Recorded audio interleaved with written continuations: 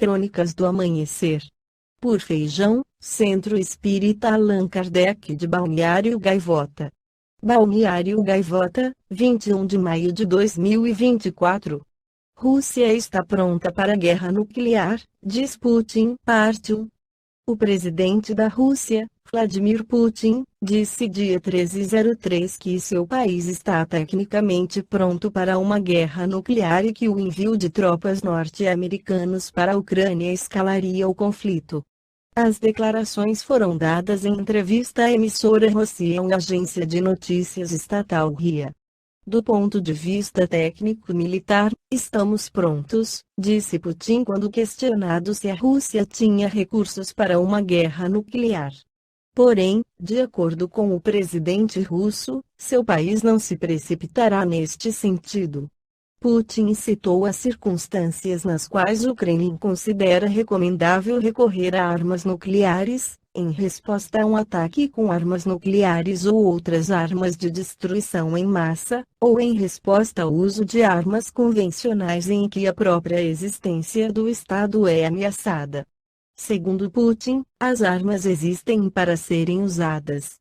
Desde a invasão russa ao território ucraniano, em fevereiro de 2022, a Ucrânia tem recebido forte apoio da OTAN, Organização do Tratado do Atlântico Norte, e de países aliados.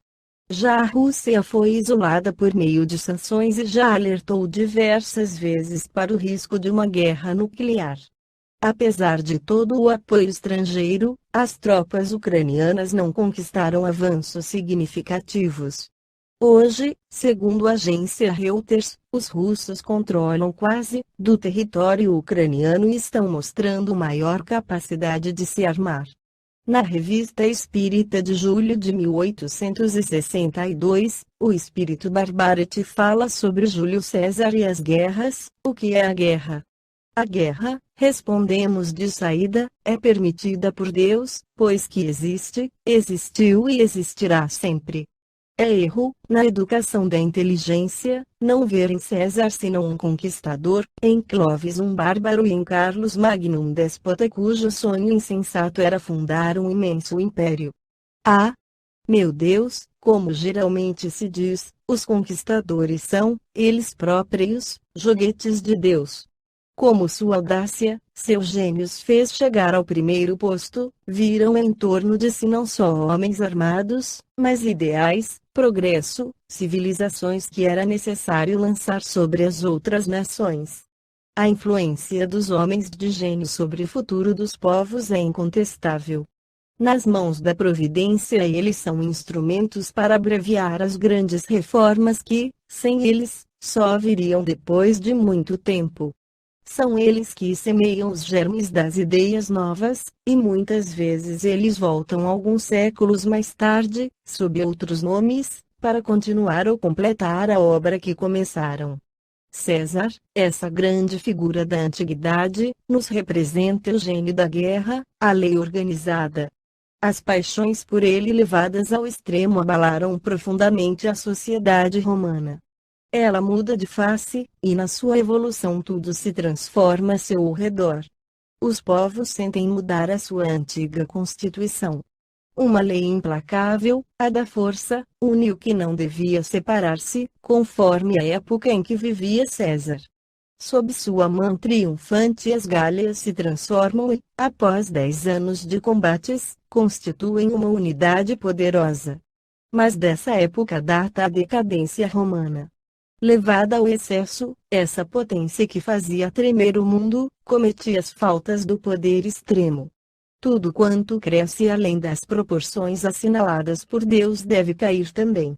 Esse grande império foi invadido por uma nuvem de povos saídos de regiões então desconhecidas. O renome tinha levado, com as armas de César, as novas ideias aos países do norte, que se precipitaram sobre ele como sobre uma torrente. Vede essas tribos bárbaras lançando-se rapaces sobre as províncias onde o sol era melhor, o vinho mais doce, as mulheres mais belas. Elas atravessavam as Gálias, os Alpes, os Pirineus, para ir fundar suas colônias em toda parte e desagregar o grande corpo chamado Império Romano.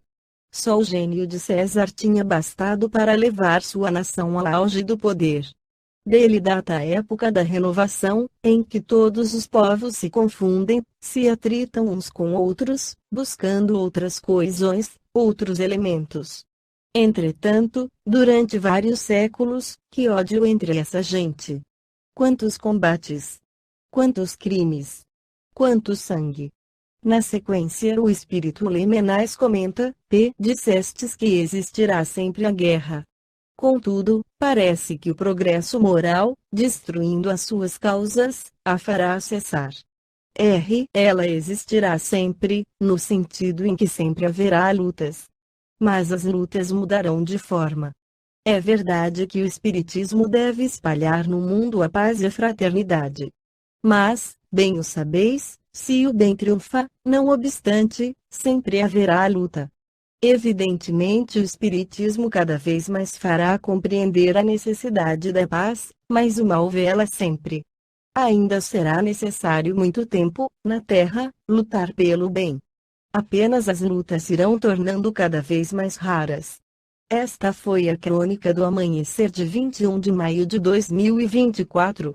Por Alfredo Feijão Lopes.